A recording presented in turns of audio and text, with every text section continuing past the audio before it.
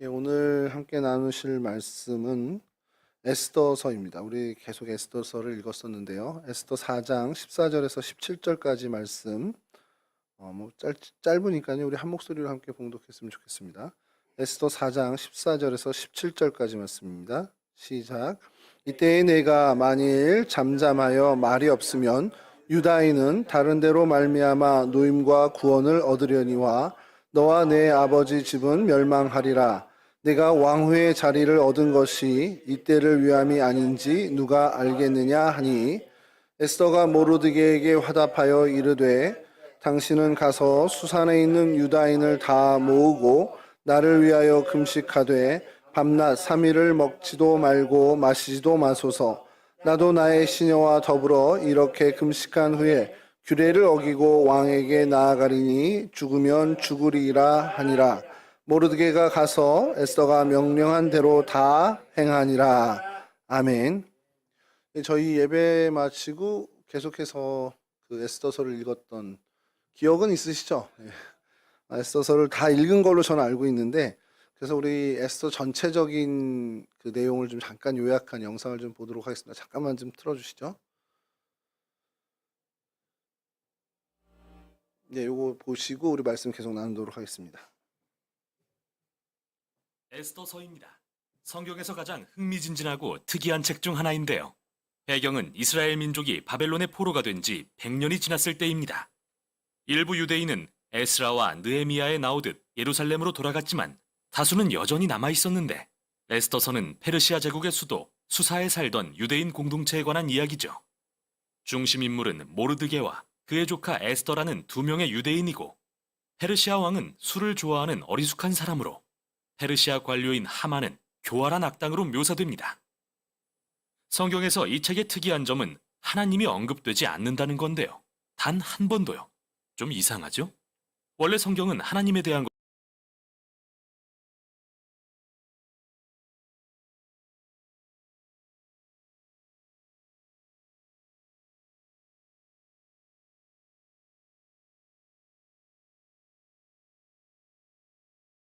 역설적인 반전들을 통해 우리는 무대 뒤에 계신 하나님의 의도를 알게 됩니다.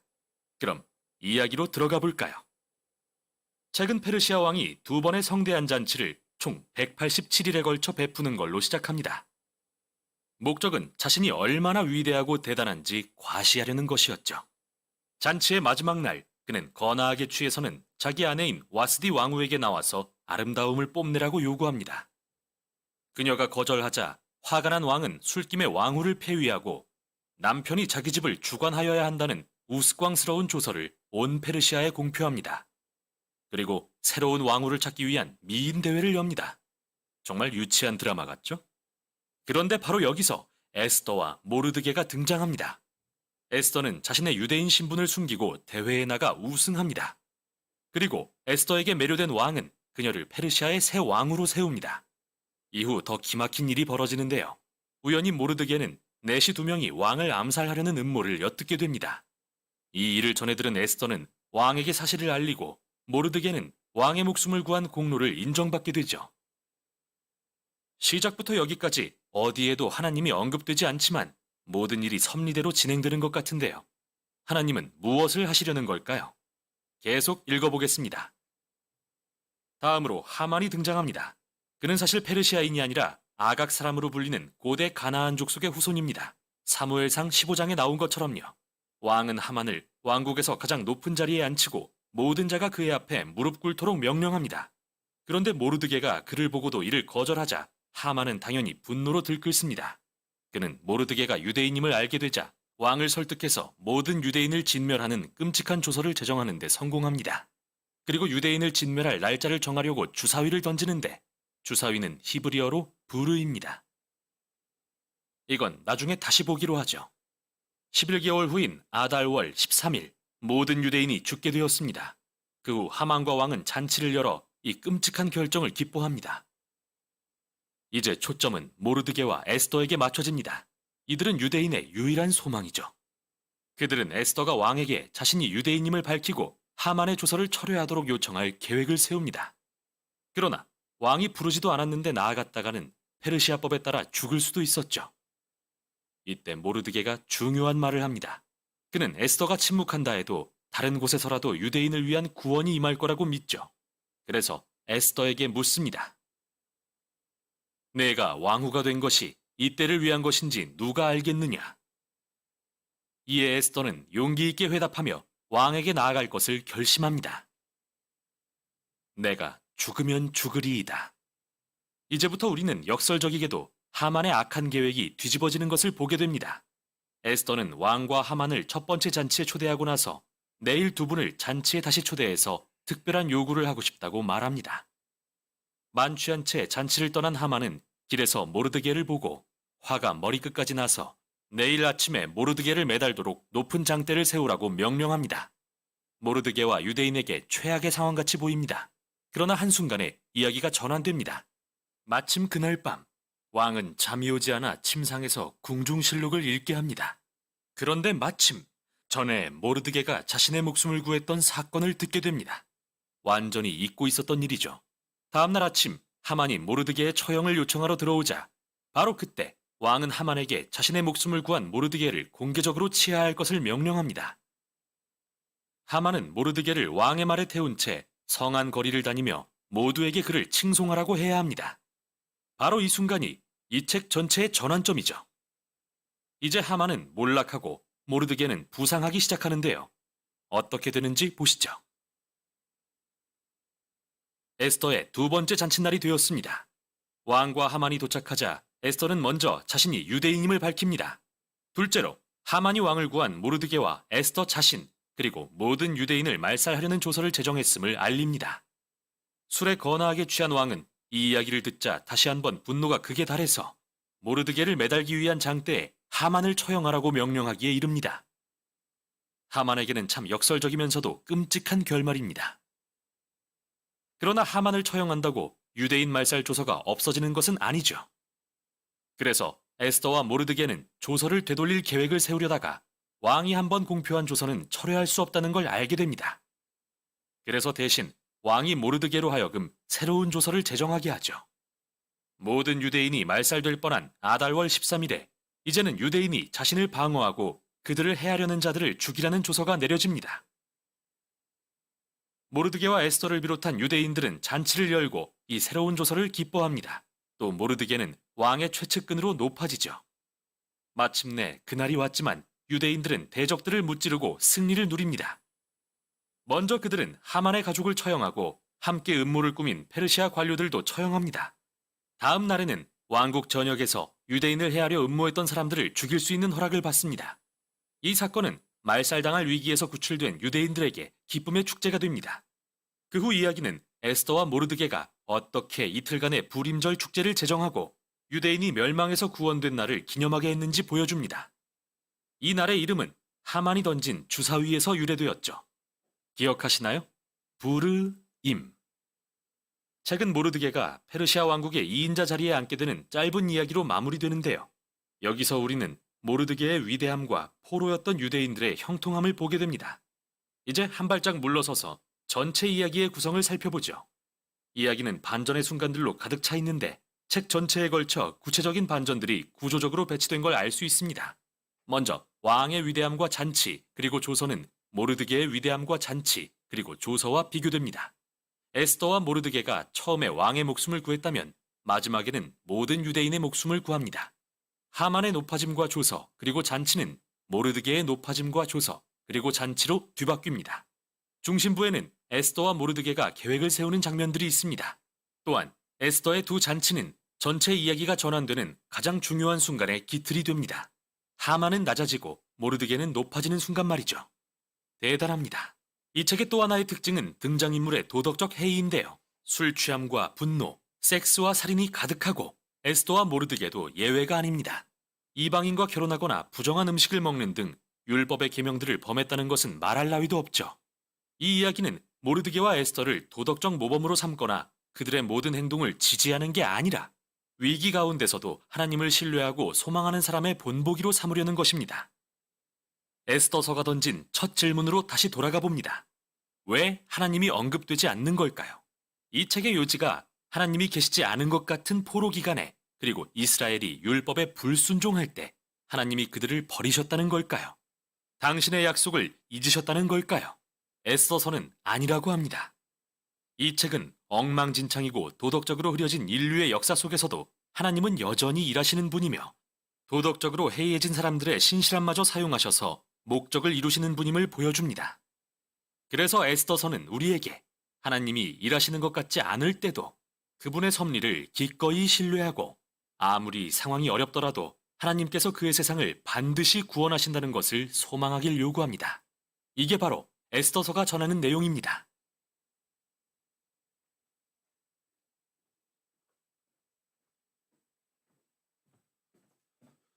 예, 잘 보셨죠?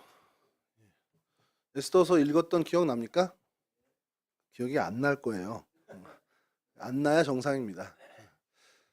성경을 계속 좀 읽어가면서 그 속에 역사하신 하나님의 섭리라고 하는데, 이거 뭐 굉장히 중요한 신학적 용어인데, 이 섭리라는 것을 저희가 좀 발견하고, 아, 하나님의 섭리가 이렇구나라는 것을 깨닫고 그 섭리를 이제 내 삶에서 한번 적용하는 것이 필요하다는 겁니다. 여러분 이제까지 살아오면서 많은 우연들을 경험했죠. 대답하셔도 됩니다. 그 많은 우연들이 어떤 때는 아싸 이렇게 되는 감탄사가 나오는 때도 있지만 그 우연이 조금 내 기대에 미치지 않아서 아쉽다 하는 정도의 우연도 많이 있었을 거예요.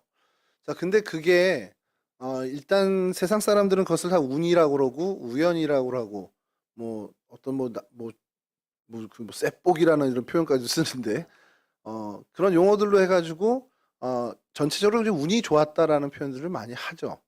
근데 우리 기독교인들, 특별히 하나님의 백성들은 그것을 운으로만 여기지 않는다는데 우리의 생각에 장점이 좀 있습니다. 그 역시도 하나님이 하셨다라는 것. 그것을 신학적인 용어로 섭리라고 이야기하죠. 지금 한 10분 정도 우리 영상을 봤기 때문에 설교를 최대한 짧게 하는데 에스더에게 좀 잠깐 주목을 해서 봤을 때 에스더가 왕후가 된 전후의 상황을 좀 보자는 거죠. 에스더가 왕후가 될 수 있는 상황은 아니었잖아요. 출신 성분도 그렇고 이미 아하수에로의 왕비 와스티가 있는데 왕비가 될 일은 없습니다. 한 번도 왕후가 되겠다는 생각도 했을 리가 없어요.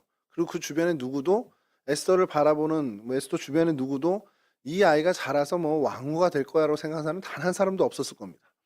자, 그런데 왕후가 됐어요. 이유는 뭡니까? 와스티가 폐위되고 폐위된 것만으로 되냐? 그것도 아니죠. 선발전을 하겠다라는 엉뚱한 생각을 했다라는 거예요. 그런 이해가 없습니다. 성경의 어느 역사도 또 페르시아의 어떤 그 근대 5개 국가 뭐 이런 그 자료들을 봐도 왕후를 선발하는 미인대회를 했다 이런 일은 없죠. 그냥 이렇게 어떻게 보면 유력하게 아니면 정치적인 어떤 그런 계략으로 계산법에 의해서 왕후를 세우는 게 대개의 경우입니다. 자, 근데 미인대회를 열어서 세우겠다라는 그 결정이 되고 거기에 에스더가 참여를 하게 되고요. 그것도 그 주관하는 내시가 어여쁘게 봅니다. 그래서 에스더를 적극적으로 후원을 하게 되죠. 그러니까 이런 것들이 운이 좋았네. 에스더는 복도 많아. 이렇게 할 수 있는 이야기지만 에스더가 왕후의 자리에 가기까지 하나님이 많은 일들을 하셨음을 우리가 고백하게 된다는 거죠. 앞서도 영상에서도 얘기했지만 에스더에서는 하나님의 이름이 단 한 번도 나오지 않습니다. 근데 여러분 하나님의 이름이 단 한 번도 안 나오는 그 의도를 오늘 우리가 들어서 알겠지만 그 안에서 하나님의 역사를 우리가 보자고 발견하자라는 거죠. 여러분 에스더에서 발견하는 게 쉽겠습니까? 여러분들의 인생에서 발견하는 게 쉽겠습니까? 여러분들의 인생에서 하나님의 이름이 언급되지 않더라도 여러분들의 인생에서 하나님이 하신 일들이 여러분들에게 훨씬 더 피부에 와닿는 일이 된다는 거죠. 뭐 이런 어떤 비극들이 일어나고 사회 여러 어떤 사건 사고들을 접할 때마다 유튜브에서 제가 요즘 한문철 TV를 많이 봅니다. 한문철 TV를 보는 이유가 재밌어서가 아니라 보면서 제가 운전이 되게 얌전해졌어요. 그래서 다들 놀랍니다. 목사님이 왜 이렇게 운전이 요즘 점잖아지셨어요? 이렇게 하는데 블랙박스로 본 세상 뭐 맨인 블랙 뭐 이런 거 되게 많은데 그걸 볼 때마다 여러분 그 사고가 나한테 오지 말라는 법이 어디 정해진 게 아니잖아요. 저런 사고가 이거 뭐 내가 잘못해서 그러니까 과속을 했다거나 교통법규를 안 지켜서 일어난 사고들은 보면서 그래 내가 과속 안 하고 교통법규 잘 지키면 그런 사고는 피해갈 확률이 많습니다. 근데 나는 정상적으로 가고 있는데 신호 대기하고 있는데 갑자기 저쪽에서 위반한 차가 저를 덮치는 일들. 이런 것들은 불가항력적이라고 우리가 얘기할 수 있잖아요. 자, 그런 일들이 수도 없이 블랙박스 뭐 그런 어떤 관련된 유튜브 영상들만 해도 채널이 수십 개예요. 근데 그 영상들이 올라오는 게 중복되지도 않는데 그렇게 많다라는 겁니다. 그러니까 하루에 이 대한민국에서 일어나는 교통사고가 얼마나 많겠습니까? 자, 근데 저도 거의 매일 운전을 해요. 근데 저는 아직까지는 잘 살아왔단 말이죠. 물론 사고도 있었지만 죽지 않고 여기까지 왔습니다. 자, 이게 내가 운이 좋았다라고 세상 사람들은 얘기하겠죠. 근데 우리는 그것을 우리 나름대로 고백을 하죠. 그래도 하나님이 지켜주셨구나. 여러분들 이 코로나 시기를 우리가 지나면서 코로나 시기에 많은 사망자들이 발생하고 많은 사람들이 아파 눕고 건강이 완전히 이상이 된 경우가 굉장히 많습니다. 뭐 지금 통계 자체를 정확히 내지 못하는 상황이라고 하더라고요. 질병관리청에서도 코로나로 인한 뭐 이렇게 얘기하는데 뭐 대략의 추산만 얘기하지 코로나로 인해서 정확히 어떤 일이 있었고 어떤 뭐 후유증이 있고 이런 얘기를 정확히 못하고 있는 상황인데 이게 뭐 나중에는 뭐 어쨌든 어느 정도 대략의 통계라도 나오겠죠. 자, 거기에 세준이나 제가 포함되지 않게끔 어떤 하나님이 법을 만들었다 아니면 어떤 뭐 국가적으로 법령을 내렸다 이런 건 없잖아요. 우리도 거기에 해당될 수 있는 가능성 분명히 있다라는 겁니다. 그런데 어쨌든 그러한 위험에서 우리가 벗어났다. 설령 또 그런 위험에 들어갔다 하더라도 거기서 또 어떤 하나님의 섭리를 우리는 분명히 경험할 거라는 거죠. 그러니까 에스더서에서 하나님의 놀라운 이야기를 내가 읽어가면서 발견하는 것도 뭐 어려운 일은 아니겠지만 우리의 인생에서도 하나님이 언급되거나 하나님이 얘기되지 않더라도 하나님이 하셨구나라고 우리가 느낄 수 있는 것은 사실 너무너무 많다라는 겁니다. 문제는 뭐냐면 그것을 발견하는 눈이 우리 가운데 너무 없다라는 거죠. 그런 의식이나 생각을 안 하는 것이 문제라는 겁니다. 일전에도 한번 말씀을 드린 적이 있고 지난 수요일에도 한번 좀 말씀을 드린 적이 있는데 제가 여러분들에게 그 하나님을 좀 찾아라. 그 예배에 하나님 앞에 나와라. 이런 얘기를 좀 하면서 하나님의 관점에서 한번 말씀을 드린 것이 세준이한테 계속 어려운 일이 생기니까 세준이가 자꾸 하나님한테 온단 말이에요. 하나님은 세준이를 계속 보고 싶으시니까 세준이한테 계속 어려운 일을 주는 겁니다. 그러면 세준이는 그 어려운 일 때문에 하나님을 계속 찾으면서 하나님 앞에 얼굴을 비추겠죠. 그래서 반대로 생각해 보자는 얘기를 했어요. 좋고 기쁘고 감사한 일이 있을 때마다 특별같이 하나님한테 와서 하나님 너무 기뻐요 감사해요 이러는 세준이라면 하나님이 세준이를 만나고 싶을 때는 어떻게 하겠냐. 기쁘고 즐거운 일을 계속 주실 거란 말이죠. 그러면 세준이가 계속 그래서 여러분들에게 약간 말도 안 되는 일 같지만 그렇게 정말 우리의 패턴을 바꿔보자 얘기를 했습니다. 근데 우리가 놓치고 있는 것이 뭐냐면 우리가 어려울 때 우리가 인생을 살다 보면 어려울 때 하나님이 적극적으로 우리를 도와주시는 것 같은 느낌을 받을 때가 있습니다. 근데 그게 사실은 아니에요. 하나님은 언제나 늘 우리와 함께하고 계십니다. 어려워지니까 그제서야 돌아보는 겁니다. 기쁘고 즐거울 땐 몰라 하나님이 계신지 뭐 나 너무 즐거워 여기에 몰입돼 있고 매몰되다 보니까 생각도 못하다가 어려워지고 힘들어지니까 나 도와줄 분이 없나 하면서 하나님께 고개를 돌리는 것이 우리라는 겁니다. 근데 그게 어렵고 힘든 일, 뭐 즐겁고 감사한 일 그때 상황이 아니라 우리의 인생에는 늘 하나님께서 역사하고 계십니다. 언급만 안 되고 이야기만 되지 않을 뿐이지 하나님은 항상 우리의 삶 가운데 함께 하시고 우리의 삶을 계속해서 이끌어주고 계십니다. 근데 우리가 그것을 운으로 얘기하거나 아니면 아싸 좋다 뭐 이렇게 어떤 그런 정도로만 생각하는 것이 우리의 문제라는 거죠. 아, 하나님이 하셨구나. 그래서 그것을 깨닫는 눈과 그것을 깨닫는 지혜가 우리 가운데 필요한데 요즘 계속 반복되는 얘기지만 도대체 어떻게 해야 하나님께 우리가 하나님이 이렇게 역사하시는 것을 바로 바라보고 깨달을 수 있겠는가라는 거예요. 그것은 하나님과 소통이 늘 원활해져야 된다는 겁니다.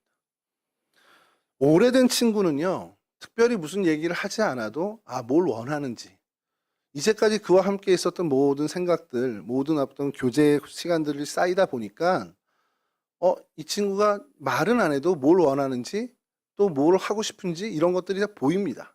그게 어떤 관계의 힘이라는 거죠. 하나님과 우리 사이가 그러한 관계의 힘이 있어야 된다는 거예요.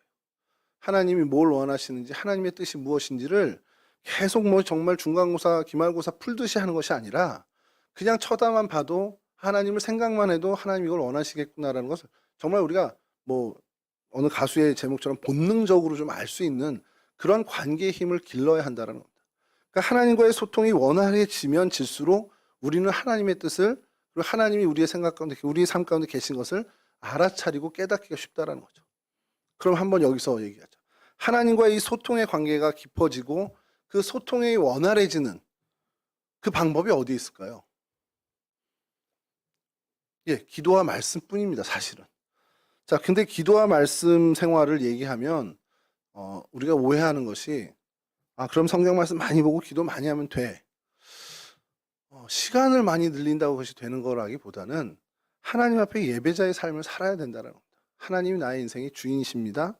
하나님 내 인생의 왕이십니다. 하나님의 통치와 하나님의 다스리심이 내 인생 가운데 있어야 됩니다라는, 하나님을 원래 하나님의 자리에 모시는 삶을 살아야 되는데 그걸 우리는 예배라고 해요. 하나님이 하나님의 자리에 늘 계실 수 있도록, 우리의 마음의 중심에, 우리 세계관의 중심에, 우리의 인생 가치관의 중심에 계시도록 우리는 그렇게 하나님을 계속 모시고 살아야 되는, 하나님의 자리에 하나님이 바르게 좌정하실 수 있도록 하는 것, 그게 모든 것을 통틀어서 우리는 예배라고 합니다. 자, 그런 예배를 우리가 집중할 때, 그런 예배자로 우리가 살아갈 때 하나님은 당연히 계실 자리에 계시고 우리와 완벽한 소통을 이루어 가신다는 거죠. 그렇게 하나님과 소통이 원활해지면, 그렇게 하나님과의 관계에 힘이 생기면 우리는 하나님의 뜻을 밝히 하는 존재들이 된다는 겁니다. 그러면 그럴 땐 우리는 더 이상 이것이 운이 아니라 하나님이 우리를 이끌어 주시는 하나님의 놀라운 섭리로 고백하게 된다는 것이죠. 저희 딸이 여기 앉아서 참 쉽지 않은 얘기인데, 하지 마세요. 알겠습니다. 하지 마세요. 보면 저는 감사할 수밖에 없는 게, 어릴 때 7살까지, 8살 때까지죠. 우리 나이로, 요즘 만 나이로 자꾸 얘기해서 헷갈리는데, 우리 나이로 8살 때까지 크리스마스, 성탄절을 항상 병원에서 보냈던 아이입니다. 겨울에 날씨가 추워지고 찬 공기가 되면 계속 기침, 천식이 이제 심해가지고, 이게 오래 살 수 있을래나 이런 생각까지 들 정도로, 할머니, 할아버지는 늘 걱정인 거죠. 얘가 정말 나중에 사람 구실이나 할래나 이런 생각들. 그게 뭐 얼마나 기도를 했겠습니까, 제가. 그런 많은. 자, 그러면 저희 생각엔 어때요? 제가 저렇게 건강하게 그래도 고등학교 졸업하고 이제 대학 가고 이렇게 생활을 하고 있다. 청년부에 와서 앉아서 지 아빠 설교하는 거 들으면서 속으로는 아유, 저게 무슨 설교야, 저따 이래 얘기해서 이렇게 하겠지만, 저러고 살고 있는 것 자체만으로도 감사한 거잖아요. 요즘 잘 안 아파요. 모르겠어요. 뭐 안 아프지, 요즘 뭘 만나질 못하니까 잘. 하여간 집에만 있어서 이제 아프지는 않습니다. 그런 걸 보면은 세상 우린 생각을 하죠. 야, 그렇게 아팠던 애가, 그렇게 어려웠던 시절을 보냈던 애인데, 그러면 저는 야, 운이 좋았어. 역시 대한민국 의술은 최고야. 건강보험 축하합니다. 감사합니다. 이게 아니라 우리의 고백은 하나님이 우리에게 은혜를 주셨구나. 근데 그건 저만 느낀단 말이에요. 이제 당사자가 느껴야 되는데. 그러니까 여러분 봐요. 똑같은 상황인데 누군 감사함으로 고백하는데 누구는 그냥 운이 좋아서 건강해졌지 이렇게 생각할 수 있어요. 저희 딸이 그렇다는 게 아니라, 예를 들어서 부모는 이 모습을 보면서 하나님 너무 감사합니다. 눈물을 흘리고 정말 어떻게 하나님 내가 이거 갚아드릴까 이거 감격을 하는데, 다른 사람은 볼 때 뭐 좋은 병원 잘 만났나 보다. 의사를 잘 만났겠지. 그래, 그래서 세브란스 가야 돼. 이런 얘기를 할 수 있어요. 세브란스가 좋긴 좋더라고. 저 딴 병원 갔었으면 큰일 날 뻔했어. 이런 얘기를 할 거예요. 근데 우리의 고백은, 그래, 그런 좋은 병원 만나게 해주신 것도 하나님의 역사다. 이렇게 고백하는 거죠. 그러니까 여러분, 같은 상황과 똑같은 일들을 보면서 누군 그걸 하나님의 은혜요, 하나님의 섭리라고 고백하고 감사하는데, 다른 시각은 그것은 그래, 뭐 세상에 어떤 운이 좋았을 뿐이야. 이런 어떤 제 운빨이지, 뭐 제 복이지, 이렇게 생각할 수 있는 이 확연한 시각 차이가 생긴다는 겁니다. 근데 그것을 우리는 바꿔야 된다는 거죠. 이렇게 어떤 우리의 상황들을 바라보는 시선을 우리가 하나님 편에서 생각을 할 수 있기 위해서 하나님과의 관계의 힘을 가져야 되고 소통의 원활함을 가져야 합니다. 그러기 위해서 우리가 예배에 사실은 집중해야 한다는 거죠. 그런 예배에 자꾸 얘기를 하면 반복되지만, 예배자로 살자라는 게 뭐 주일 예배에 들어와서 딱 여기 자리 지키고 있습니다. 1시간 앉아 있으면 돼. 이게 아니고요. 내 삶에 진짜 하나님을 나의 왕으로, 나의 주인으로 모시는 그 예배자로 살라라는 겁니다. 근데 사실은 그것을 하기 위해서 주일 예배도 제대로 우리가 못하면서 그것을 할 수 있다라는 게 어렵다라는 얘기 늘 반복하는 겁니다. 예배자로 살게 됐을 그 중요한 이유, 예배자로 살게 되는 되게 중요한 이유는 하나님과의 바른 관계가 정립된다라는 겁니다. 그렇게 될 때 우리의 시선은 말씀드린 것처럼 하나님의 역사를 보는 눈을 갖게 된다는 거죠. 하나님이 그렇게 해주시는데 안 감사할 수 있겠습니까? 하나님이 이렇게 이 정도의 비만을 갖고도 여전히 잘 살고 있다. 물론 이건 제가 반성하는 의미에서 얘기하는 겁니다만 건강 지켜야죠. 제가 노력해야 됩니다. 그런데 그러지 못한 제 능력의 한계 때문에 아직도 허덕대고 있는 상황에서도 하나님이 그래도 끌어주시고 계시구나라고 고백을 한다라는 거예요. 하나님이 이러다가 또 치실지도 모르겠지만 그 전에 빨리 열심히 좀 노력해야 되겠죠. 자, 그러면서 또 한 가지 우리가 생각해야 되는 것이, 그럼 우리가 이런 상황 속에서 하나님을 바라보는데 에스더에게 왕후의 자리가 왔어요. 이건 정말 세상적으로 봐도 기뻐할 만한 일이고 축하받을 일이고 뿌듯해할 일이고 자기 플렉스를 할 수 있는 자리일 수 있습니다. 자, 근데 그때 우리가 중요한 것은 이게 왜 나한테 왔을까라는 고민을 해야 한다는 겁니다. 모르드게가 어느 날 갑자기 야, 네가 왕후의 자리를 얻은 게 이때를 위함이 아닌지 누가 알겠냐 한 그 말에 에스더가 결단하고 내가 죽으면 죽으리다 하는 그 결단을 한 것은, 에스더가 어느 날 갑자기 모르드게의 말에 늘 가스라이팅을 당해서 늘 그 얘기를 귀 기울여서가 아니라, 에스더는 그 왕후의 자리에 대해서 늘 고민했던 사람이기 때문에 모르드게의 그 한마디에 그의 결단이 이루어질 수 있다는 겁니다. 왕후의 자리를 얻었는데 야, 이거 어떻게 내가 왕후의 자리를 얻게 됐지? 하나님 나한테 이 자리를 왜 주셨지? 이런 고민을 하는 사람이었기 때문에 모르드게가 하나님의 뜻을 한번 물어봐. 하나님 뜻 이거 아니겠니? 라는 자극을 줬을 때 결단까지 갈 수 있는 사람이었다는 겁니다. 그런 거 전혀 생각 안 하고 했다면요, 모르드게 지가 뭘 안다고 나한테 이딴 소리를 해? 이렇게 될 수밖에 없어요. 우리 사람이 그렇습니다. 박세준, 네가 청년회장의 자리를 얻은 게 이것 때문 아니겠어? 누가 이렇게 얘기를 해요. 그러면 그냥 순번돼서 청년분들 회장한 거지 무슨 그런 의미가 어딨어? 이렇게 생각할 수도 있지만, 세준 형제가 회장이 된 이후부터 고민하며 기도하며 하나님 앞에서, 하나님 나를 왜 청년부 회장으로 세우신 거죠? 저에게 이 자리를 주신 이유가 뭐죠? 계속 하나님께 물어 고민한다면 어느 순간 누군가가 정말 하나님의 뜻이 너 이거 아니겠니라는 그러한 이야기에 분명한 결단을 할 수 있는 그런 모습을 볼 수 있을 거라는 겁니다. 일례로 청년부 회장 자리지만 여러분 각자에게 한번 보죠. 이게 왜 나한테 왔을까? 항상 물으셔야 됩니다. 이 건강을 왜 하나님 나에게 주셨지? 나에게 이런 왜 재물을 하나님 주셨지? 나에게 왜 이런 시간을 주셨지? 나에게 이런 환경을 하나님 왜 주셨을까? 그런 고민을 늘 하는 사람이 되어야 한다는 겁니다. 에스더서를 읽으면서 저희가 놓치지 말아야 하는 중요한 가치관의 하나는 이게 왜 나한테 왔을까? 제가 반지의 제왕이라는 영화를 되게 좋아합니다.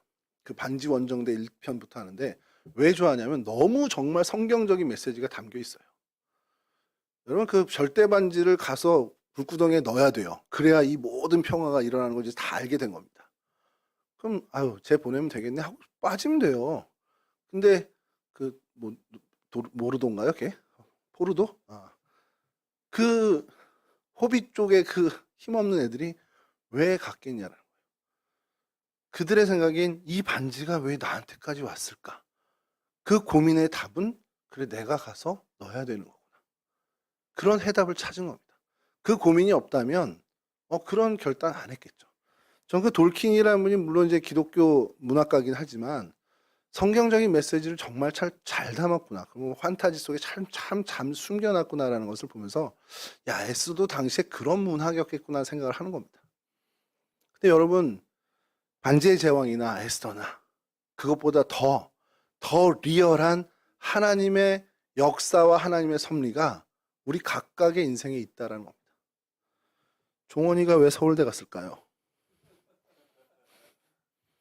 그거는 우리는 알아요. 종원이만 모르지.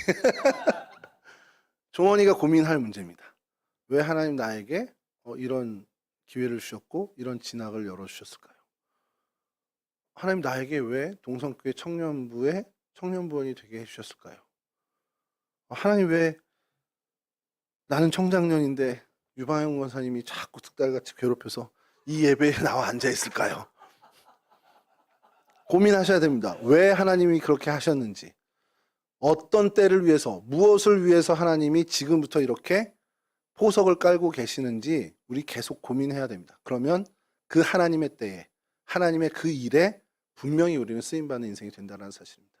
여러분의 청년의 때에 이 고민 놓치지 마시고 어느 날이 될지 아니면 근간의 어떤 바로 이후가 될지 모르지만 하나님이 그때와 그 일을 위해서 여러분들을 준비하고 계시다는 사실을 믿고 준비된 자로서 하나님의 쓰임받는 그러한 준비를 이루어가는, 그래서 하나님과 깊은 소통 가운데서 잘 체계적으로 준비해가는 귀한 청년들 되시기를 주님의 이름으로 간절히 축원합니다.